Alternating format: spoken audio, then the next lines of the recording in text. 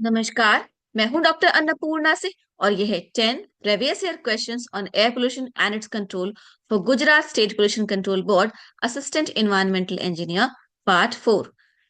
शुरू करने से पहले अगर आप मेरे चैनल पर नए हैं तो ऐसे कई पीवाई की वीडियोस के लिए मेरे चैनल को सब्सक्राइब करना न भूलें। Question number 1। What are the potential routes of exposure of the environmental pollutants into the human body from air? तो हवा के रास्ते से किस किस तरह से ह्यूमन बॉडी पर पोल्यूटेंट्स का असर हो सकता है। वन, डर्मल अब्जॉर्प्शन, स्किन के थ्रू अब्जॉर्प्शन हो जाए। बी, इनहेलेशन, सांस से। Three, injection of food products, खाने के थ्रू चला जाए। या डी, ऑल ऑफ दीज। और इसका सही उत्तर होगा D, all of these. And let me explain क्यों डी होगा। देखिए, सबसे ज्यादा जो हवा में अगर कोई चीज घुली हुई है और हम सांस ले रहे हैं तो उससे हमारे शरीर में जाता है। तो major route of exposure of pollutants into the human body from air वो इनहेलेशन ही होता है। लेकिन यहाँ पर क्वेश्चन है पोटेंशियल, इस शब्द पर ध्यान दीजिए। अगर मेजर होता तो हम इनहेलेशन लिखते, पर पोटेंशियल मतलब कहाँ कहाँ से संभावना है। तो डर्मल अब्जॉर्प्शन, जैसे कि कोई फैक्ट्री है, जैसे सीमेंट फैक्ट्री है, तो सीमेंट फैक्ट्री बहुत ज्यादा सस्पेंडेड पार्टिकुलेट मैटर को इमिट करती है। और वो सस्पेंडेड पार्टिकुलेट मैटर उसकी हवा में घुल जाता है, आसपास की हवा में। और वहां अगर हम जाएंगे तो अगर हमने मास्क पहन रखा है तो हम सांस के थ्रू अंदर नहीं जाएगी वो हवा। लेकिन हमारे स्किन पर तो वो सस्पेंडेड पार्टिकुलेट मैटर अटैच हो जाएगा, तो वहां से तो हमारे स्किन को एलर्जी कर सकता है ना। और इसी तरह से अगर उस सीमेंट फैक्ट्री के आसपास कोई खेत है या कोई खाने पीने की चीज, कुछ रेस्टोरेंट है, तो वो सस्पेंडेड पार्टिकुलेट मैटर बाहर खुले में रखे हुए खेतों के फलों के ऊपर या खाने पीने की चीजों के ऊपर भी वो ऊपर डिपॉजिट होता है। और उसमें भी हाई कॉन्सेंट्रेशन पाया जाएगा उस सस्पेंडेड पार्टिकुलेट मैटर का, उसके खाने में, उसके आसपास जो खाना है। तो उस खाने को अगर हम खाते हैं तो फिर उसके वजह से भी पोटेंशियल एक्सपोजर हो सकता है। तो हम मास्क अगर लगा भी लें कि एयर पोल्यूशन से बचने के लिए हम मास्क लगा लें, लेकिन अगर एयर पोल्यूशन बहुत ज्यादा है तो वो स्किन पर भी अफेक्ट कर सकता है और वो खाने पीने की चीजों पर डिपॉजिट हो सकता है और उस पर भी असर हो सकता है। तो इसलिए जब पोटेंशियल होगा, संभावना किसकी है, तो संभावना इन सभी की है। पर अगर यहाँ क्वेश्चन होता है what are the major routes, कि मेनली कहाँ से होता है, तो हम उसको लिखते हैं इनहेलेशन। ठीक है। Question two. Which is not an anthropogenic source of emission responsible for air pollution in a reason.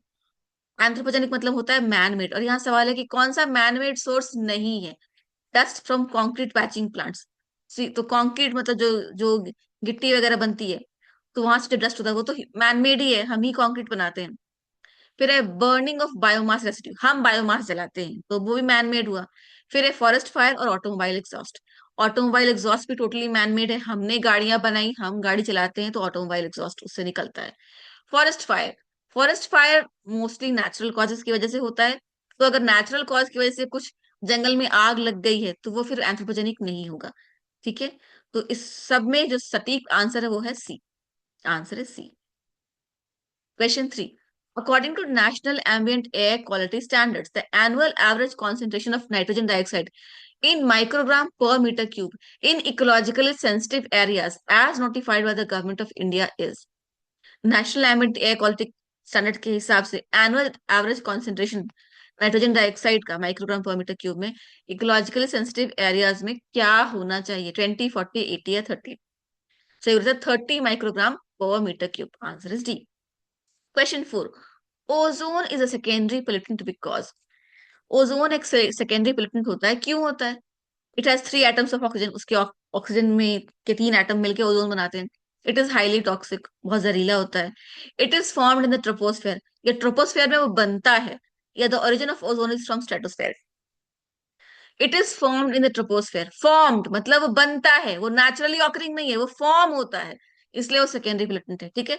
Secondary pollutants are pollutants that are not naturally occurring, they are formed from the primary pollutants. Okay. Question 5. The principal source of volatile organics hydrocarbon is stationary fuel consumption, volcanoes, transportation, industrial processes. सही उत्तर है transportation. Transportation से बहुत ज्यादा volatile organic carbon emit होते हैं। Answer is C. Question 6. Name the major alternative vehicle fuel implemented in most of public vehicles of Indian cities for air pollution control. Major alternative vehicle fuel, तो पहले vehicle fuel क्या होता था, diesel और petrol. और diesel और petrol का alternative वैकल्पिक फ्यूल ईंधन कौन सा है जो आजकल ज्यादातर शहरों में इस्तेमाल होता है ताकि पोल्यूशन कंट्रोल हो सके। वैकल्पिक ईंधन, combustible nitrite gas, no. Compressed natural gas, compressed biological gas या combined natural gas. It is CNG, compressed natural gas. ये वैकल्पिक ईंधन है, पेट्रोल और डीजल की तरह की जगह पर इस्तेमाल करते हैं ताकि एयर पोल्यूशन कम हो। Question 7. The function of automobile catalytic converter is to control emissions of. Catalytic converter क्या होता है आपको पता है? गाड़ियों के, कारों के या फिर स्कूटर्स के टेल एंड पाइप में लगा होता है। उसमें पैलेडियम या प्लैटिनम के मेटल होते हैं और वो इस तरह से मेटल बिछाए होते हैं उस छोटे से डिवाइस में कि जब एग्जॉस्ट एयर ऑटोमोबाइल से पास होती है उस डिवाइस के थ्रू, तो वो कार्बन मोनोऑक्साइड को ऑक्सीडाइज करके कार्बन डाइऑक्साइड में बदल देता है। नाइट्रोजन डाइऑक्साइड को ऑक्सीडाइज को रिड्यूस करके नाइट्रोजन गैस में बदल देता है जो कि एक इनर्ट गैस है। और हाइड्रोकार्बन्स को वो तोड़ देता है और कार्बन डाइऑक्साइड और वाटर में कन्वर्ट कर देता है, जो कि दोनों ही नॉन टॉक्सिक है। ठीक है, तो function of automobile catalytic converter is to convert carbon dioxide and hydrogen, carbon monoxide and nitrogen dioxide, carbon monoxide and carbon dioxide, carbon monoxide and hydrocarbon.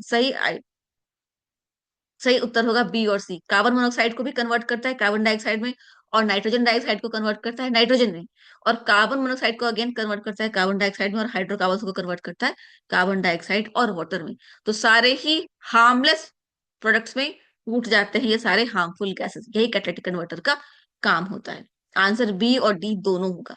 जो क्वेश्चन मैंने जहां से उठाया है वहां पर एक ही आंसर था, पर आंसर बी और डी दोनों होगा। ठीक है, Question 8. The major pollutants emitted from coal-based power plants are.